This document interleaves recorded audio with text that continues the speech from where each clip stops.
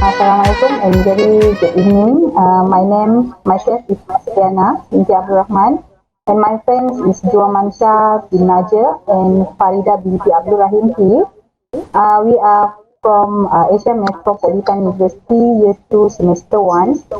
So today we will have interview session with Yang Berhormat Tuan Andi Muhammad Suryadi bin Bandi. Is it true? Okay. So,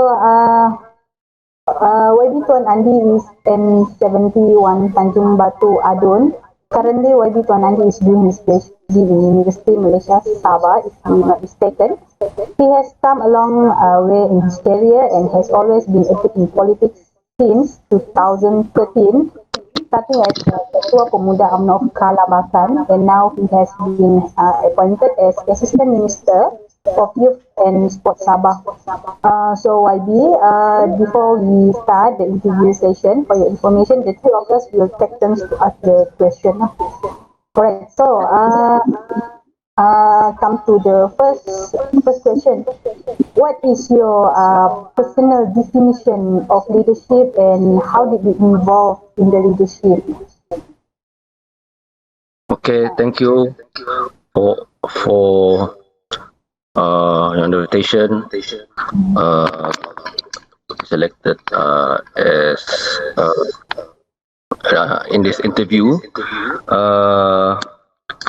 First of all, how did I go about my leadership, and then how I get selected? Okay. Actually, sorry, come again. The question is it following the first question? Yes. What is your personal definition of leadership, and how did you get involved in leadership? Oh, okay. Actually, I was involved in leadership since I was in a school. I was selected a prefect since Form 1 until Form 5 in school. I was at Sekolah Berasrama Penuh Sabah. So during the 5 years I was there, I was selected as a prefect.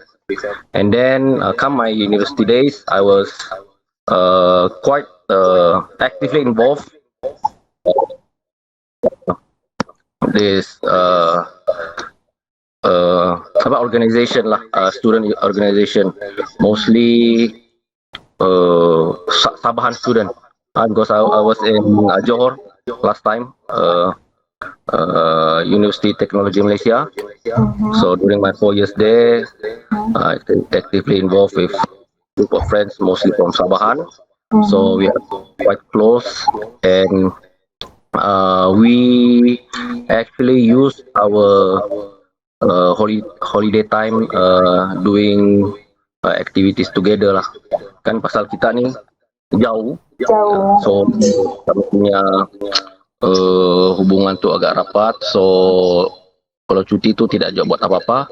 So yalah, kita buat activity together lah. And leadership ni for me is being a leader is actually you are setting an example lah towards your followers. Kan leader itself,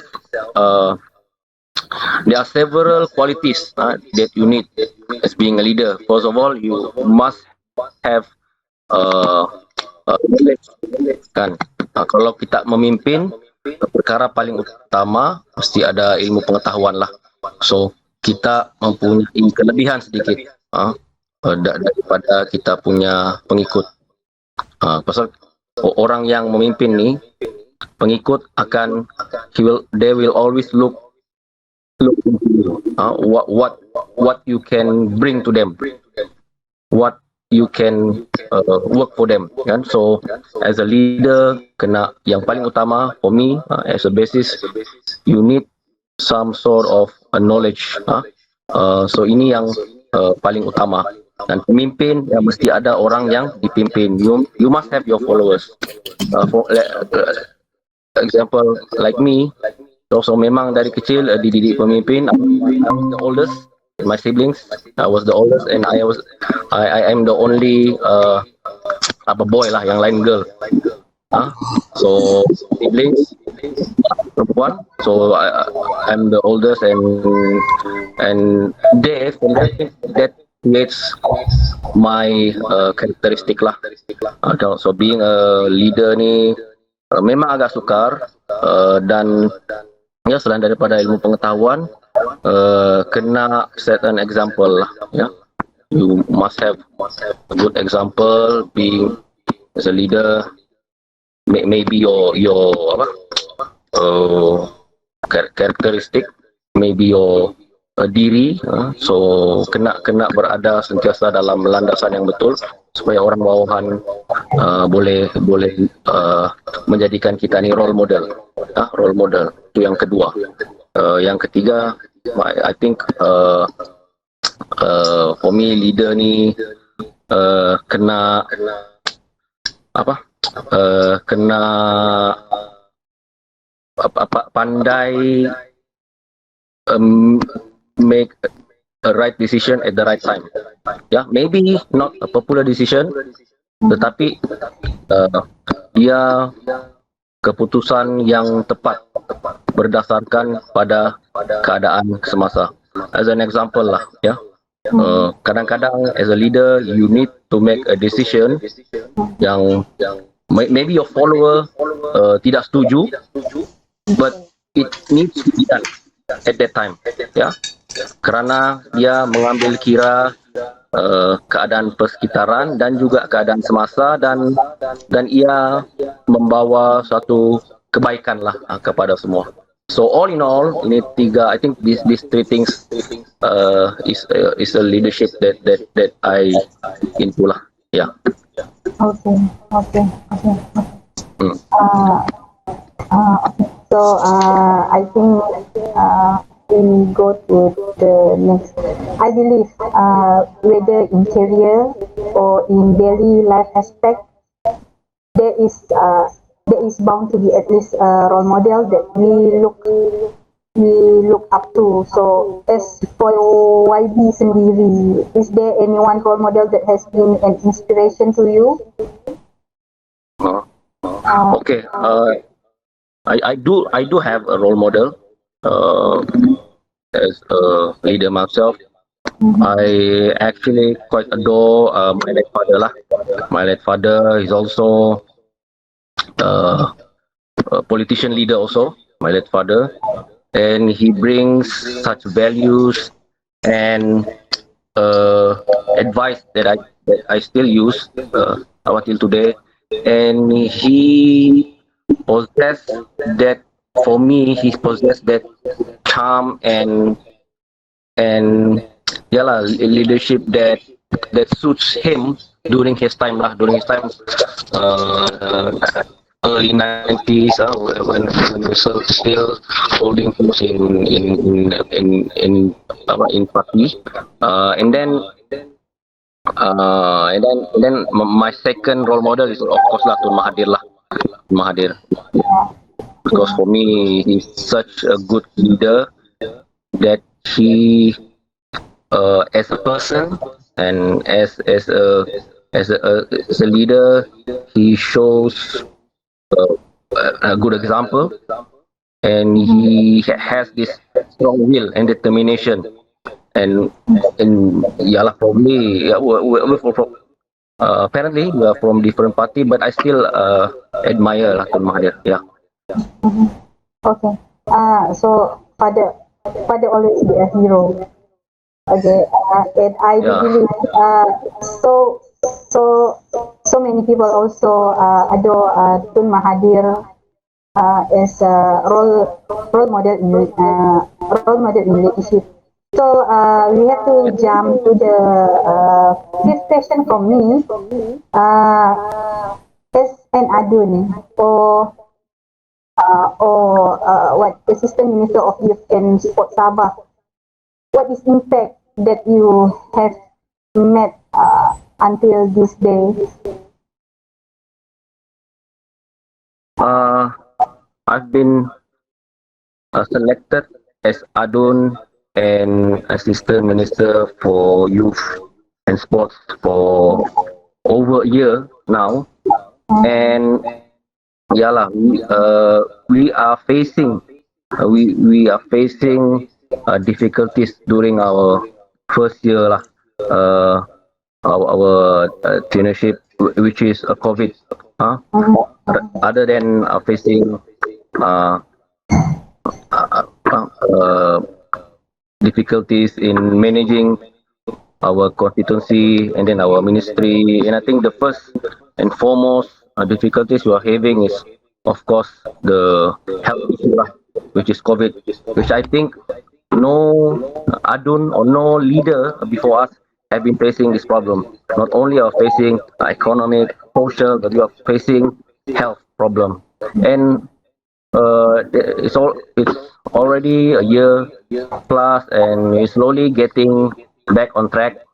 And the Adun, the Tanjung Batu, uh, the Tanjung Batu Dun, which I am the YB now. We are currently, slowly but steadily doing. Other than our usual uh, work, which is to serve people, to develop our kampung and such. Of course, the most important thing is the people lah, kan. Kalau YB dulu, saya tengok masalah utama, ya, orang memegang jawatan saja, orang punya fokus yang sudah pasti membangunkan kawasan. Dan salah yang kita hadapi sekarang ni, seperti yang saya katakan tadi, COVID ni. Belum pernah lagi ada pemimpin yang berhadapan masalah ni, dan ialah kita and the current situation, the political situation in Sabah, ya, dalam gabungan ini GRS, there is no party that is dominant, meaning to say semua parti ini berada dalam level yang sama, ya. Dan dalam GRS ini, di mana Parti UMNO Bersatu, PBS dan juga Adun Bebas bergabung bersama-sama pemerintahan negeri. So we have this, the most, I think, yang paling utama, ya, adalah menghadapi keadaan yang sekarang ini sangat getir, ya, getir daripada segi politik, bukan hanya di peringkat negeri tetapi pusat, kerana belum pernah dalam sejarah juga, ya, satu parti yang tidak dominan. Kalau sebelum ini satu parti dominan, maknanya UMNO telah memerintah selama daripada 2000, lama lah, ya. Kemudian satu parti yang dominan di Sabah. Sekarang ni ada parti yang dominan, di mana kena kerjasama dengan parti-parti lain. Jadi ini pun selaku adun dan juga selaku pembantu menteri yang memegang jawatan mewakili parti dalam gabungan ini, so that actually is a quite challenging lah also, kerana kita membawa nama parti dan pengharapan orang di tempat kita ni, dorang merasakan sudah kita jadi adun, sudah kita jadi assistant minister, semua benda tu minta hari ni, besok boleh dapat. Sebagai contoh, jalan rosak lah, kita ambil contoh. Jalan rosak hari ni komplain, besok sudah siap. So it's actually not quite as easy as what you may think lah, kan, because there are certain procedures, there are certain rules that needs to be done lah. For example, kalau meminta sumbangan, membuat pertandingan sebagai contoh, bulan depan pertandingan bola sepak, anda juga datang jumpa adun atau hidayat, terus besoknya boleh dapat peruntukan. Kena, you have the procedures lah, ya, kena ada surat, kena ada kertas kerja, dan kemudian kita akan sokong surat ini, kita akan bawa kepada kementerian, dan kementerian pun kita ni hanya sokong lah. It is the ministerial which will process the document, and then we look into the particulars, everything. Kalau in order, barulah keluar peruntukan. Itu pun cepat, yang disangkakan. Dia ambil masa di keuangan, kemudian pergi kepada susah, kemudian pergi kepada benda arif. So all this procedure actually one of the perkara yang kita kena faham berlaku. Dua perkara. Perkara ketiga, ya sudah pasti ya kita mahukan semua berlangsung dalam keadaan cepat, ya, pembangunan kita mau bawa rakyat, kita mau suarakan kebimbangan dan juga kita mau selesaikan masalah mereka. Ini perkara ini yang menjadi my still I cannot address properly lah, sudah setahun lebih. There's challenge lah, ya, that is challenge that I think. Okay. It is known that it's actually very hard to become an effective leader.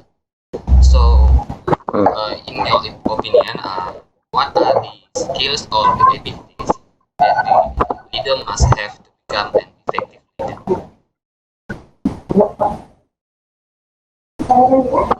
Okay, thank you. Memang it is not easy actually to be a leader. Moreover, an effective leader. Effective itself means that whatever you do, whatever you think mesti jadilah, kan? That is actually the meaning of effective, kan? So the challenges that we're facing to be an effective is, as I said earlier, the bureaucracy that we're facing. Sometimes what we need is actually, I give you an example lah, kan? Kita mau bangunkan kawasan sebagai contoh, ya. Saya mau in Adun Tanjung Batu. My biggest and main goal is actually to propose the PPR pusat, PPR ni perumahan rakyat lah, perumahan rakyat. Di Batu, our problem is pinggan. Banyak rumah-rumah pinggan. So first kita kena cari tanah. Second, apabila sudah dapat tanah, we need to apply for the federal fund, which is so challenging because the fund is limited and the ones that apply is all over Malaysia. So this is the challenge that we need to face, and I think to be an effective, you need to have this determination lah. Meaning to say, setiap bulan kena follow up, ya, our application to the federal lah. Follow up, kena jumpa, dan tidak boleh malu. Pertama itu determination and will, supaya the fund is allocated to Tawau, ya, sebagai contoh, untuk rumah PPR. Will and determination. And the second thing is, actually, you need to have a good network. A good network meaning to say, you cannot work alone lah. Yeah, as a leader, I need to leverage my I can terms it as my power lah. Leverage my power meaning saya kena minta tolong dengan leader-leader yang lain. I need to have a good connection dengan menteri di KPKT yang sekarang ni, Dato' Seri Rizal Malik. I need to have a good connection to him. I need to have good connection with our CM, our dearest CM, Chief Minister, ya, supaya my application dapat dipertimbangkan dengan lebih baik, ya, berbanding dengan application lain. Kita ada 73 kawasan DUN di seluruh Sabah ni. Semua pun minta benda yang sama dengan sumber yang tepat, ya. So kita kena ada good connection lah, ya, dengan the leaders itself, ya. Yang itu perkara kedua. Yang pertama tadi ada will and determination lah, ya, selalu follow up dan sebagainya, rajin ya. Yang kedua kena ada good connection. Dan effective leader ni, I think he get things done. Ya, maknanya di sini kalau ada aduan, ya, kalau ada masalah, ya, by hook or by crook, benda tu dapat diselesaikan. Ya, maybe not 100%, at least not 10 into. Maknanya sini, at least, okay, saya selalu berada di pejabat dan kita berhadapan dengan pelbagai masalah, pelbagai rungutan, pelbagai suara ya, yang 1001 permasalahan. Memang we cannot selesaikan semua permasalahan ini. At least we can delegate the problem to someone. Sebagai contoh ketua kampung di kampung, JPK, dia pemaju mukim, we have that organization that will help us in our daily pentakbiran lah. So itu kena ada. So use your position, use your people well. Ya, yang ketiga, use your people well. Maknanya di sini, as a YB, sebagai contoh di kementerian, ya, saya pernah berjumpa dengan pelbagai orang, mau buat pertandingan itu, mau buat pertandingan ini, mau buat gelanggang, ya.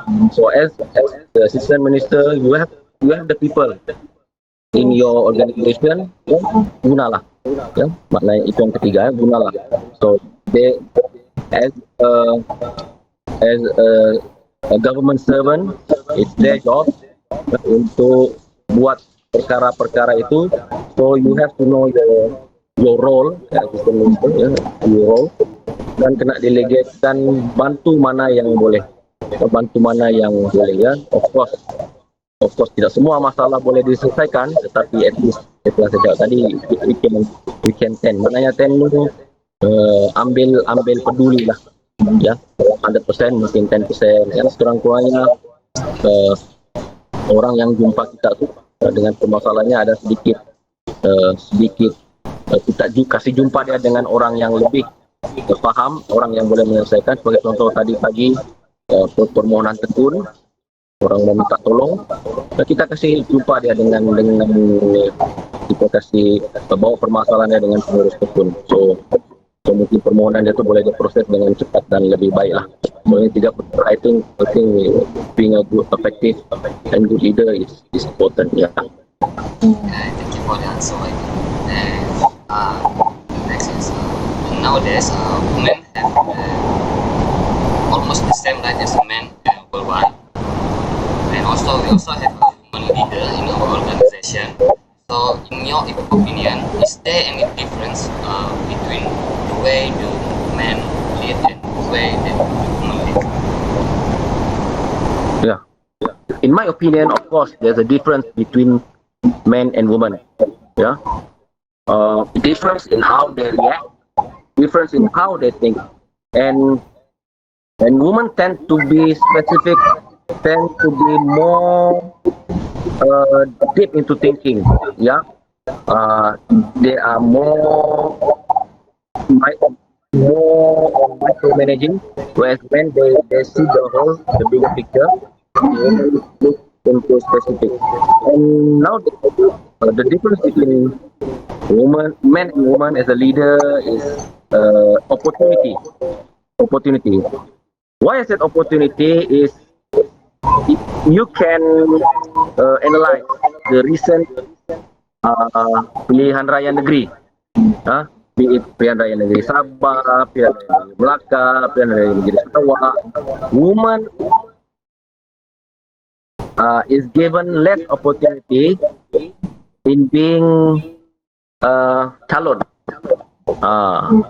If you're given less opportunity being calon, of course there are less opportunity at YB as an example. Example.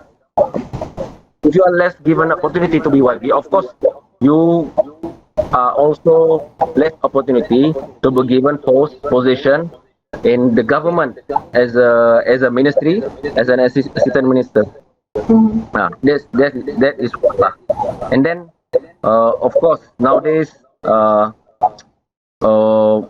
woman I think needs to be more empowered because why half of our population Malaysia specifically Sabah also half is it is balanced lah gender wise, men 50% and woman 50% if I'm not mistaken lah. And so yeah, I think woman needs to be more self-driven in a sense that they need to proaktif lah sebagai contoh. Kalau kena bagi peluang, kena ke depan, that is what we lack. And the second, I think maybe because our culture, orang Timur yang it's more ada termsnya ni, maknanya dia lebih utamakan lelaki, ada termsnya tu masculine ke apa kan, lebih kurang begitulah. But it's slowly berubah lah. And I think that is the way forward lah. As we become more modern, more forward thinking, the difference in man and woman in society is become less and less lah. Kalau kita tengok pun sekarang di tempat kita sendiri, daerah Tahu, Sabah ni banyak yang wanita sudah bekerja ya sendiri dan diberikan peluang lah di kepimpinan. Sebagai contoh di Sabah ni kita punya pengarah kesihatan itu wanita. Kita punya AG also wanita. Forward punya apa dalam kita punya pentadbiran ya. Itulah. The next question is as we become a leader, then more people will follow us, more people will know us, then but not all our followers is good to us. I mean, maybe some of them is like us, they follow us, but not for liking us, but they more to hatred to us.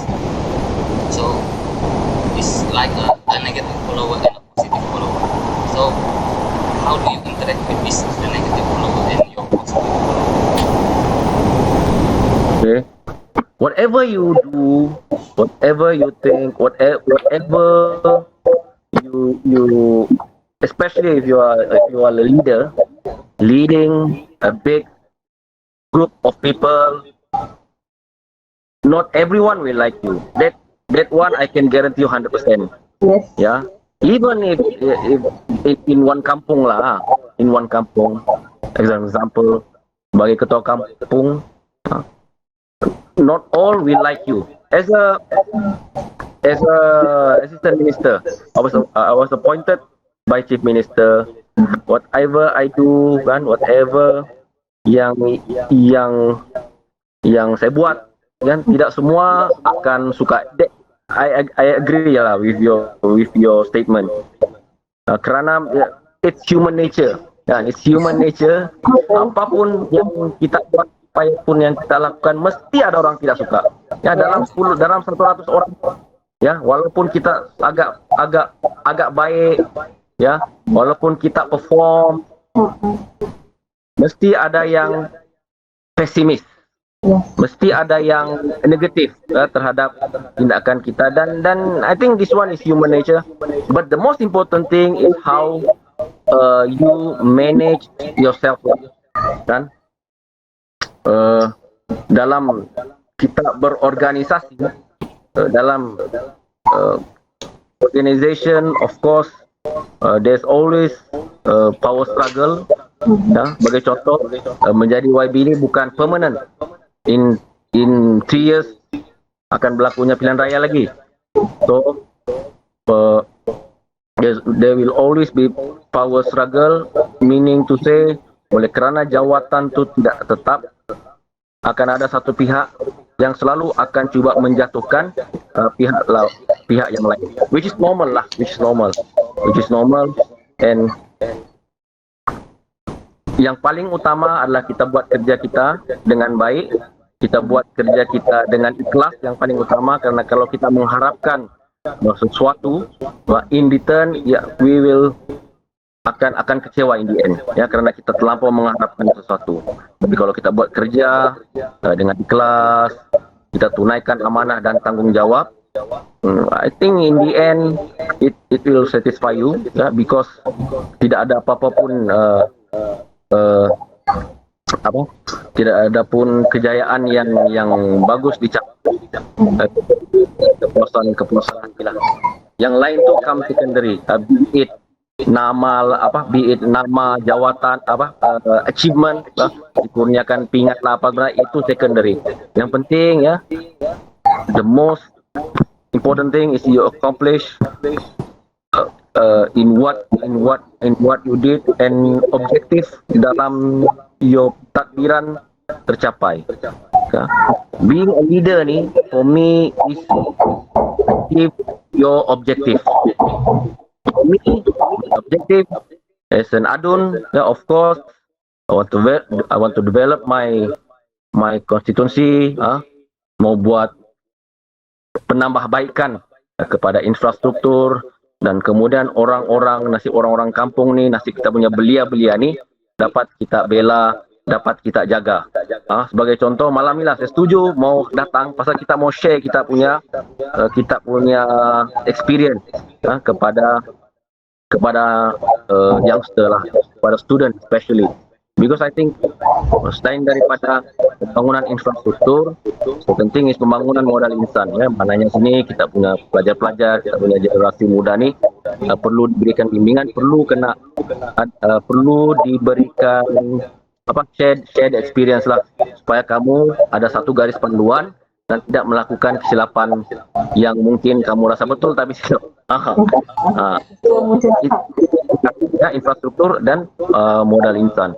And as an assistant minister, saya mahu my objective is I want to reach out.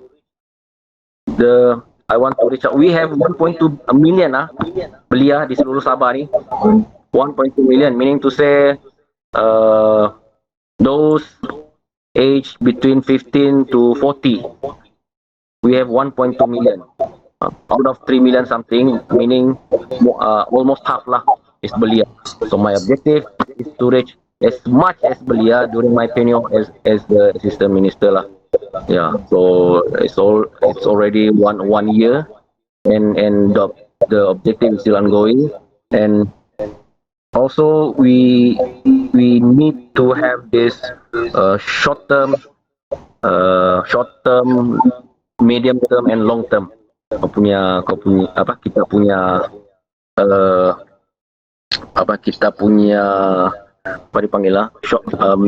term, mid term, and long term. Maknanya sini apa yang kita mau capai lah during our time as a leader. So apabila kita ada target, so we will work into it. Sebagai contoh student, ABC itu grading dia sekarang. CGPA. I'm so sorry. ABC contoh. If you want to, let's say, increase your marking, from C to A, of course you need to work hard, you need to study hard, you need to read more, you need to attend classes, and all those students need what to do lah. So sama juga dengan leader, tidak kena ada planning, jangka pendek, jangka sederhana, jangka panjang. So dengan adanya planning itu kita tidak akan leka, baiknya kita akan sentiasa berusaha untuk memperbaiki diri dan untuk memperbaiki organisasi demi untuk mencapai kita punya objektif lah yang sudah dinyatakan dalam mid dan short term, mid term, dan long term. Gitu. Terima kasih Wabi. Saya 100% setuju dengan pandangan Wabi tadi. So, however, there are also a leader that fail in the job, a leader that fail in the position. So, what do you think the major reason that leader is failing in your job? Many reasons actually. If you are considered failed in your job, it's actually quite subjective lah, quite subjective. Because as a leader, as I mentioned earlier, you need to have objective and goal.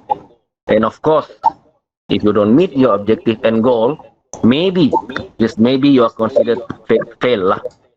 But then again, as a human being, failure is part of process to learn. Kan? As an example lah, ya. As an example, Nur Ibrahim lah. He didn't make himself as a PM. Is it considered a failure? There's one question to ponder. Throughout his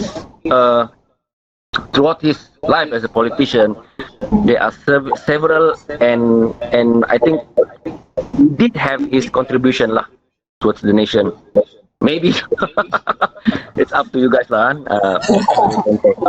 So, but can you consider him as a failure because he didn't get what he wanted, which is he wants to be a PM. So this kind of thing is very subjective, depends on the leader itself. And sometimes I think maybe the term failure is quite broad, and we need to narrow it down. And I think this one question is maybe the correct answer is if he didn't achieve his goal lah, maybe he can consider failure. But for me, I can relate to myself lah. There is also orang yang jumpa hari-hari, memang ada perkara yang kita tidak boleh bantu, because it's beyond our power, it's beyond our reach, and it's actually because of the birokrasi lah. Ya, sebagai contoh, ya, orang meminta rumah PPR, orang meminta tapak tanah, ya, tidak boleh tunaikan kerana ada kementerian lain yang bertanggung jawab, dan kerana ada punca kuasa lain lagi yang mereka kena refer. So saya tidak boleh bantu mereka. Saya tidak boleh bantu karena memang sukar lah, sukar. Tetapi yalah, kita cubalah, ya, kita usaha untuk at least console them, at least help them dengan mungkin bagi panduan lah, mungkin there's another person atau there's another people in power that maybe they can meet and achieve what and process what they wanted. So iyalah, ini susah juga soalan. Ya, kurang lah begitu ah. Ya. Thank you, YB. Okay, YB. So my turn for you for the question. So if one day you resign, okay? If you resign, if you had to train someone to replace you in current job, so what the key ability would you focus on? Resign,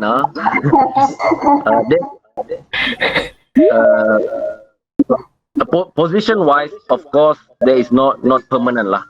As an assistant minister, of course, either I will go for another ministry, or we will lose the election as an assistant minister, or maybe as an adun, I will lose an election, give it to another person. So that is actually in politics, that is normal lah. Itu perkara biasa. Tidak ada yang kekal, tidak ada yang akan selama-lamanya. Tetapi apa yang penting ialah kita buat kerja dengan baik, kita tunaikan ya amanah dan tanggung jawab, because we are not the one putting, because in actually in politics, become adun lah ya, the voters put you there. Kan, the voters yang mengundi kita, meletakkan kita, kemudian mengikut kesesuaian, ya. Kalau saya ada mungkin youth, one of the youth dalam ya adun, dan kemudian mungkin background Yalah, okey sikit, jadi lantik lah, jadi chief minister lantik lah, mungkin jadi assistant minister. So ini secara yang berlaku, dan ialah mungkin juga satu hari ya kita tidak tahu, sebagai contoh parti warisan, kita pun tidak sangka juga berapa bulan saja, Pakatan Harapan 26 bulan, 22 bulan, warisan 26 bulan. So kita in politik nothing is permanent. Mungkinlah I will go back in business, because before become actively in politics, I was in business. I have my own business, so yeah, maybe I'll come back to business lah. Dan pun tidak ada masalah juga, ya. Ya. Agak ringkas jawabannya. Okay. As you as Ketua Pemuda UMNO of Kalabakan, right? So, what has been your biggest leadership challenge and or the achievement for the time you as Ketua Pemuda of Ketua Pemuda UMNO of Kalabakan? What the challenge, the big challenge for you? Of course, as a Ketua Pemuda, I was the Ketua Pemuda from 2013 to 2018.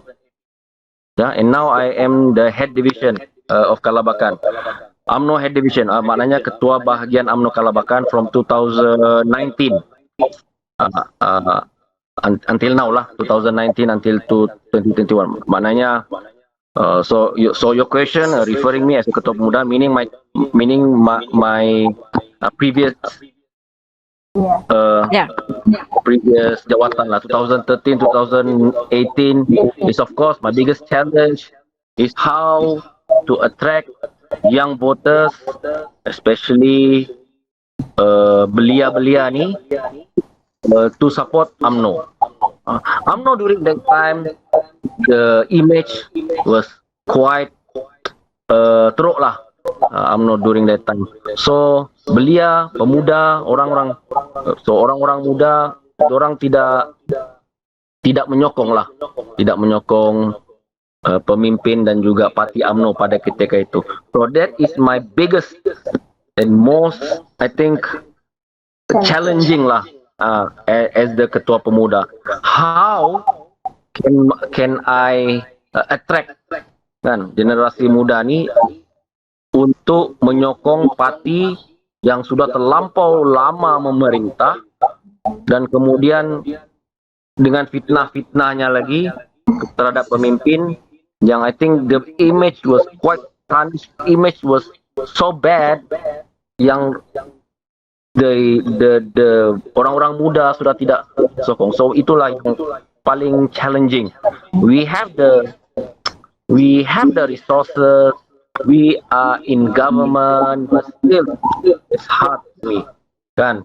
And you see the result also. 2018, Barisan Nasional lost the election, and it had a major impact on me lah as a Ketua Pemuda, because collectively we didn't manage to attract this young voters to support UMNO. Itulah. Okay, very excited. So my next question,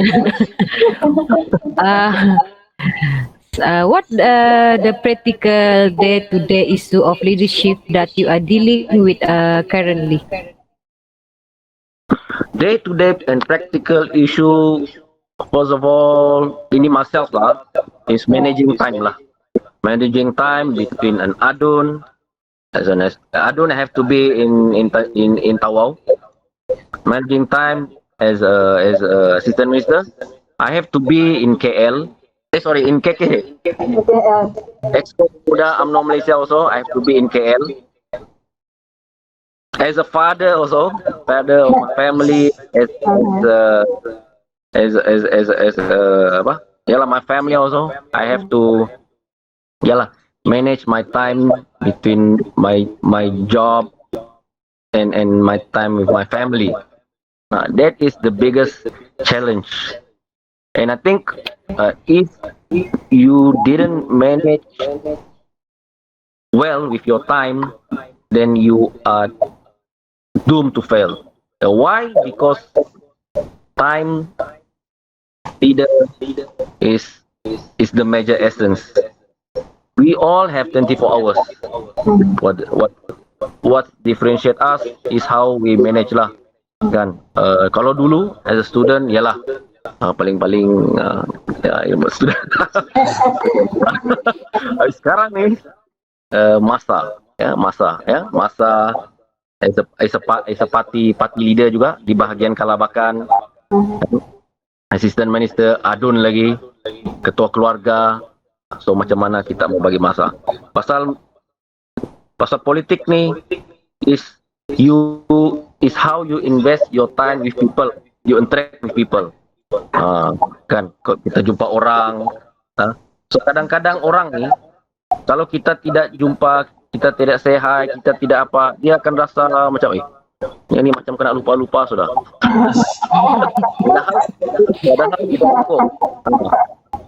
Padahal kita sibuk. Pasal saya as an assistant minister, we have to look into Sabah state. Kan, bukan hanya kita ni bukan assistant minister sports and youth Tawau. Tetapi Sabah, meaning pada Kedat, Sepitang, pergi Sandakan, pergi Tawau, pergi Sempurna. So manage our time lah, itu pertama. Yang kedua ialah you need to know your role, need to know your, ialah as an adun, kita ni membawa suara rakyat, kita ni membawa suara orang-orang yang mengundi. So suara kita tu besar ya, pengundi Tanjung Batu ada 14,875. So saya membawa suara 14,875 ni untuk memohon sesuatu, untuk membawa pembangunan sebagai contoh, untuk memastikan ya DUN Tanjung Batu ini, Pasir Putih Tanjung Batu Darat Tanjung Batu Laut ini tidak ketinggalan daripada arus pembangunan. Tidak bawa mananya di sini kalau ada something, kalau ada sesuatu, kita kena as a leader, as an adun, kita kena terkehadapan dalam memastikan apapun yang diumum, apapun yang disediakan oleh kerajaan tidak terlepas pandang ya. Pasal sebagai adun ya, kita kena lihat ya, di Tawau ni hanya ada beberapa saja adun yang memegang jawatan dalam kabinet. So actually we are looking into daerah Tawau ni, kita mau bantu ya. Daerah Tawau ni salah satu daerah yang sudahlah dulu paling tinggi kes COVID-nya.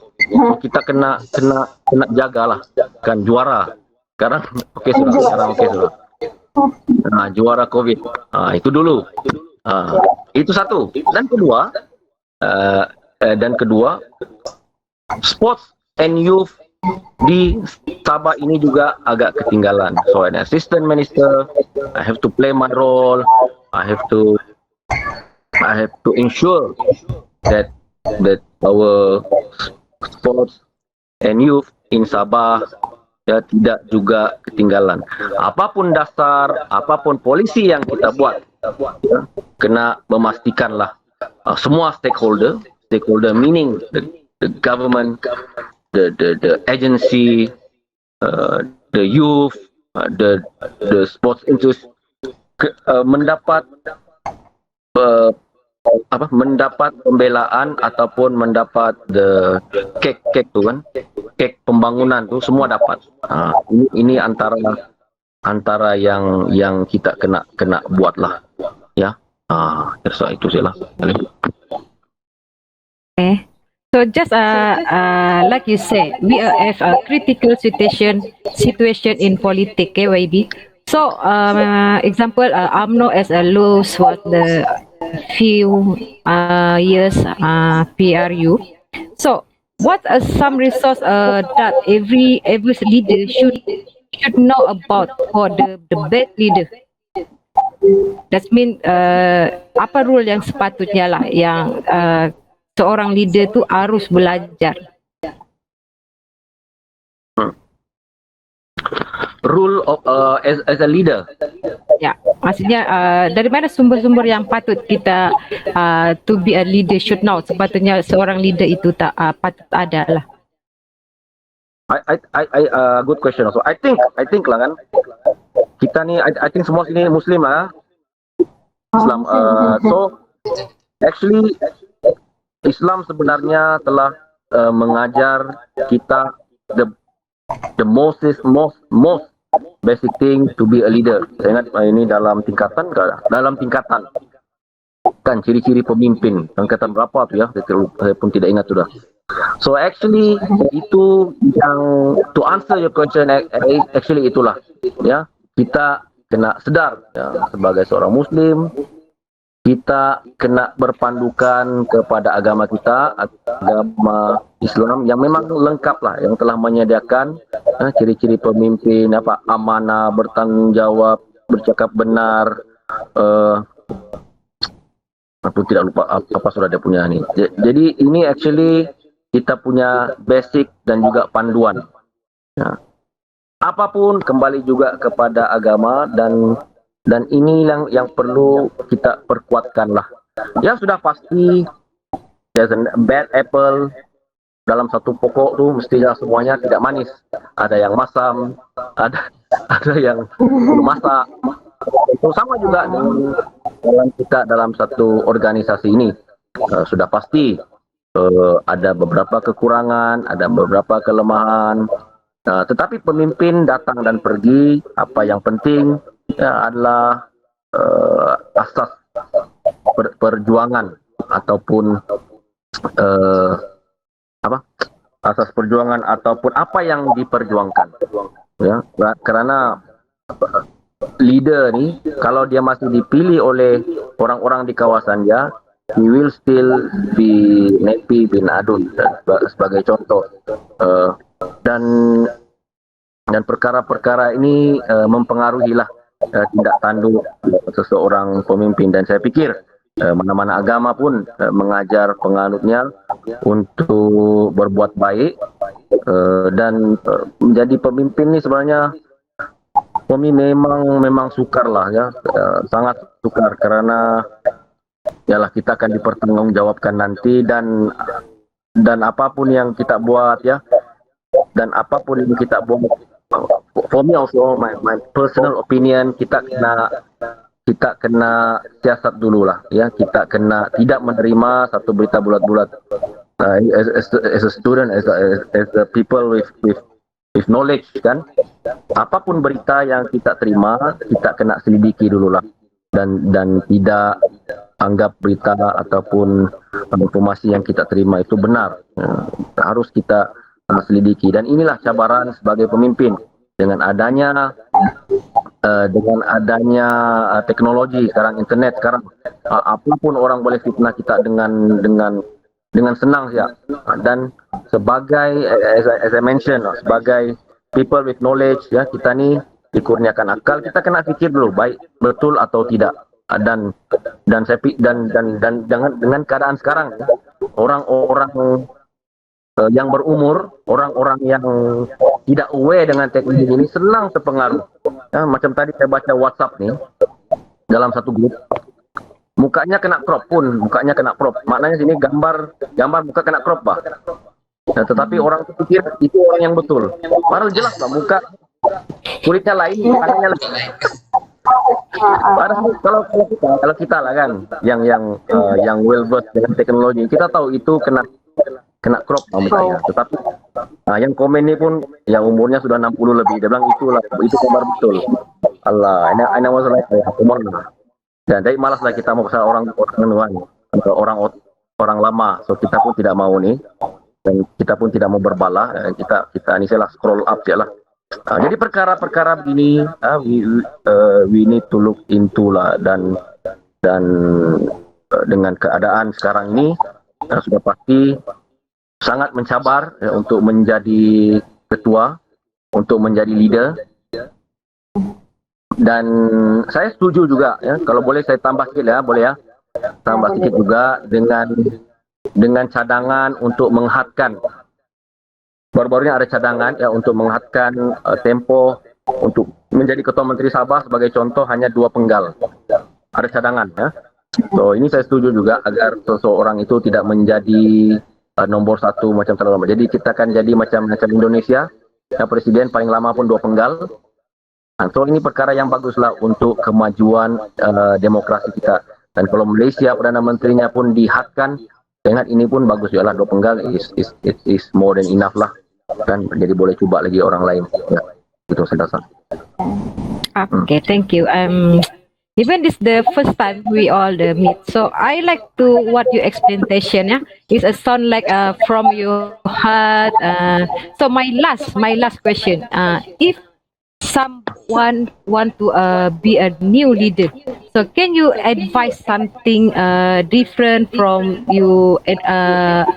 Advice lah for the new generation if they want to be a leader. Okay. I think this is your last question kan? Baru ini. Yes, Yeah, your last question. My advice, if someone wants to be a new leader, is of course prepare yourself. Prepare yourself with this current situation, with this information, just at the tip of your finger, the tip of the finger. You need to prepare physically and mentally. Kan bukan senang sebenarnya menjadi leader ni, ya. Kita bukan hanya risikonya kepada diri, kan, tetapi juga kepada keluarga yang dekat dengan kita. Saya bagi contoh kena prepare mentally, contoh our Prime Minister yang last, kan, Najib Tun Razak. Dan bukan hanya kena serang dia, tetapi juga kena serang istrinya, kena serang anak-anaknya, kena serang keluarganya. Bagi contoh Anwar Ibrahim, bukan hanya kena serang dia, bininya, anaknya. So you have to prepare this mentally. Ya, berbalik kepada soalan daripada Joman Shah. Ya, bukan memang orang tak suka apapun kita buat, tetap ada orang suka kita. Jadi orang tak dapat attack to leader, dia akan attack someone close to the leader, which is of course the family lah. So you have to prepare mentally. Dan satu. Yang kedua, kemahuan orang, permintaan orang is limitless. Orang minta itu, minta ini, minta semualah yang boleh difikir oleh akal. Tetapi our capabilities is limited. Sebagai contoh, peruntukan yang ada untuk DUN tidak banyak, tidak besar. Tetapi we have to entertain, macam saya, contohlah saya, di kementerian lah, saya ambil contoh kementerian lah, senang. Limited, as an assistant minister, compare to the minister, memang sangat kecil lah berbanding minister. We have that allocation. Tetapi permintaan orang mau buat itu, mau buat ini, memang tidak dapat kita penuhi semua because of our limitation dari segi peruntukan dan sebagainya. So this one we need to be smart. We need to be smart. Maknanya sini mungkin kita kasih sikit. Yang penting semua dapat the spoil, semua dapat share of the cake. Ya, itu dua. Yang ketiga, balik kepada soalan yang pertama tu, jawaban saya kepada soalan pertama, you need to be knowledgeable lah. Kan, pemimpin ini tempat rujukan, pemimpin ini tempat pertanyaan, pemimpin ini tempat untuk kita look up. Maknanya di sini, kalau dia tidak bijak, kalau dia tidak berpengetahuan, ya, sebagai contoh lah. Sekarang ni, I think my personal opinion as a leader, you need to, walaupun tidak boleh cakap, need to understand sedikit lah English.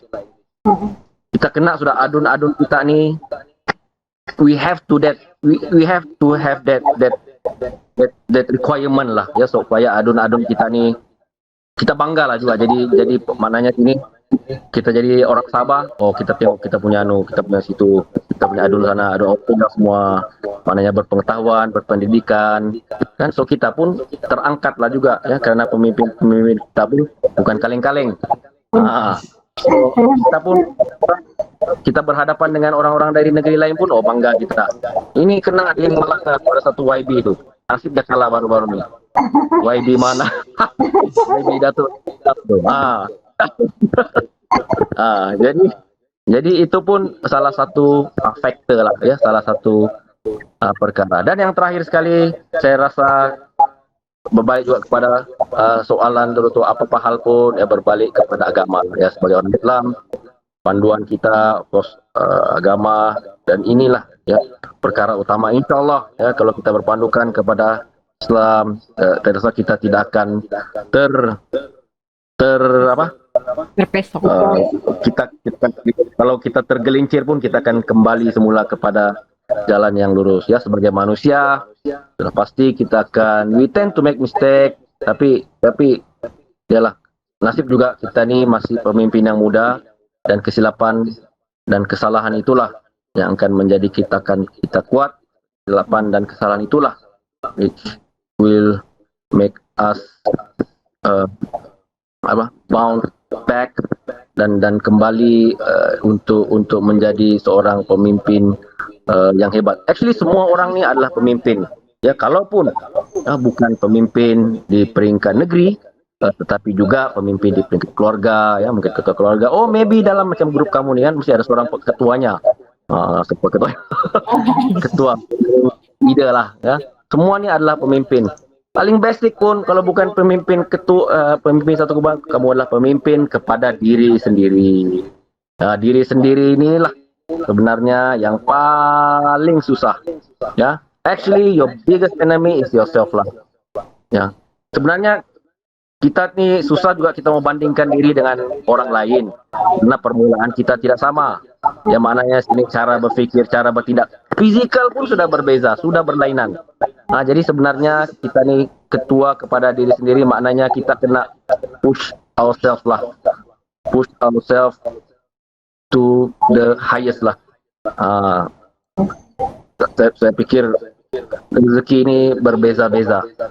Tidak semestinya. It's not how you were born, but it's actually how you end yourself. Ya, maknanya di sini kita lahir nih bukan di mana-mana pun bukan kita punya suka, tetapi pengakhirannya di mana kita akan berada nanti ya udah kita mati, itulah kita punya pilihan. Inilah yang menjadi selalu menjadi panduan saya untuk sentiasa berusaha, sentiasa berbuat yang lebih baik lah daripada yang ada ya. Kita jangan juga ada tahun baru ada azam. Actually daily punya azam pun okey ya kan, macam contoh sekarang ni musim perkahwinan, musim majlis, kena kontrol. Bagi contoh ya, sharing je, kontrol makan, kalau tidak membesar dengan hebat. Ya, itu sajalah ya. Thank you very much. Okay, thank you for the wise advice from YB, and with that advice, this will be the end of our session. And we wish you good luck in the next election, and we wish you to win, our people's heart. Thank you so much. Terima kasih.